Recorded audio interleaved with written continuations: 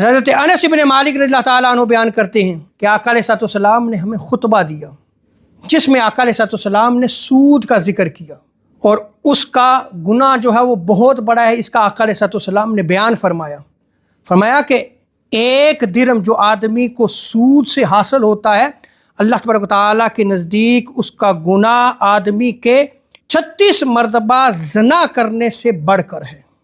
और आगे आका अलैहिस्सलाम ने इरशाद फरमाया कि सुनो, सबसे बड़ा सूद मुसलमान आदमी की इज्जत पर धब्बा लगाना है। आज तो ये बहतान और तोहमत, इसको तो हम गुनाह ही नहीं समझते।